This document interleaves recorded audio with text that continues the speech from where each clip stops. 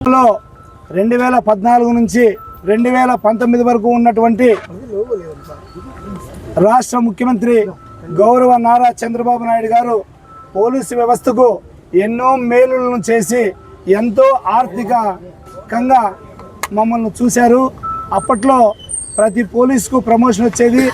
CM Chandrababu గారి ఆధీనంలో ఉన్నటువంటి పోలీసు వ్యవస్థకు 2014 నుంచి 2019 వరకు 2500 హెడ్ కానిస్టేబుల్ పోస్టులు ఇచ్చారు.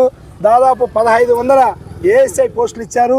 ప్రతి సంవత్సరము మాకు రావాల్సినటువంటి సరెండర్లు అయితేనేమి, టీఏలు అయితేనేమి, డిఏలు అయితేనేమి, మా అలవెన్స్లు అయితేనేమి అన్నీ చట్టపరంగా మాకు ఇచ్చి మమ్మల్ని గౌరవించారు. అదేవిధంగా అప్పటి ప్రభుత్వంలో 33% ఉన్నటువంటి పిఆర్సీని గౌరవ ముఖ్యమంత్రి చంద్రబాబు గారు 2019 నుంచి 2014 వరకు 43%గా మాకు పెంచారు.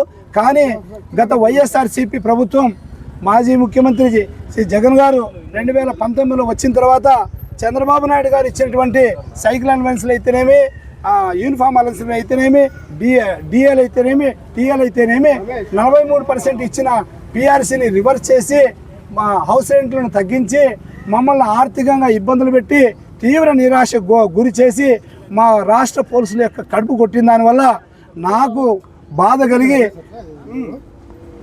2022 సంవత్సరంలో అనంతపురం జిల్లా చెన్న కొత్తపల్లి పర్యటనకు మాజీ వైఎస్ఆర్సీపీ ముఖ్యమంత్రి గారు వచ్చినప్పుడు నేను గౌరవంగానే ఈ సీఎం సార్ సేవ్ ఏపీ పోలీసులను రక్షించండి, మాకు రావాల్సినటువంటి టీఏలు డిఏలు సరెండర్లను పిఆర్సీని ఇవ్వండి అని బ్రతిమాలడం జరిగింది.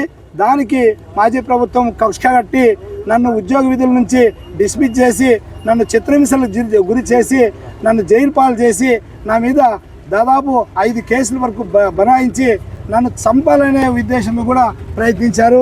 కానీ గౌరవ ముఖ్యమంత్రి శ్రీ నారా చంద్రబాబు గారు, గౌరవ ఐటీ శాఖ మంత్రులు నారా లోకేష్ గారు, గౌరవ రాష్ట్ర హోంమంత్రి గారు నన్ను నా కుటుంబాన్ని పరామర్శించి నాకు భరోసా ఇచ్చి మా ప్రభుత్వం వస్తే నేను ఆర్థికంగా ఆదుకుంటాం, నీ ఉద్యోగం నీకు ఇస్తామని చెప్పిన దానివల్ల మాట మీద నిలబడినటువంటి ప్రభుత్వం ఈ రాష్ట్ర ముఖ్యమంత్రి చంద్రబాబు నాయుడు గారు అని విశ్వసిస్తూ, అదేవిధంగా ఈ నెలలో 11వ తేదీ గౌరవ ముఖ్యమంత్రి గారిని నేను కలవడం జరిగింది.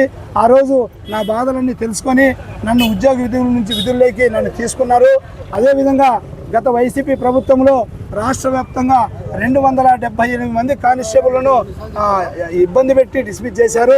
ఈ ప్రభుత్వం వచ్చిన తర్వాత వంగలపూడి అనిత మేడం అయితేనేమి, రాష్ట్ర డీజీపీ గారు అయితేనేమి, సీఎం గారి ఆదేశాల మేరకు మా పోలీసులను గౌరవించి 278 మంది డిస్మిస్ అయిన కానిస్టేబుల్ను విడతల వారీగా 20 రోజులకు ఒకసారి 10 మందిని విడుదల చేస్తున్నారు.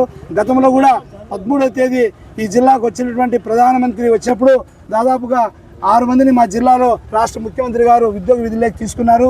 మరి ఈరోజు నాతో పాటు 3 విధుల్లోకి తీసుకుంటారు. అయినటువంటి కానిస్టేబుల్ అందరినీ తీసుకుంటామని హామీ ఇచ్చారు. దానికి రాష్ట్ర ప్రభుత్వానికి, ముఖ్యమంత్రి గారికి, Vangalapudi Anitha madam home minister గారికి, మందకృష్ణ గారికి నా తరపున, నా కుటుంబం తరపున, రాష్ట్ర పోలీస్ తరపున ప్రత్యేకమైన ధన్యవాదాలు తెలుపుకుంటూ వారి ప్రభుత్వంలో మాకు ఎలాంటి భయం లేకుండా ధైర్యంగా విశ్వాసంతో మేము విధులు నిర్వహిస్తామని తెలుపుకుంటూ ఈ సందర్భంగా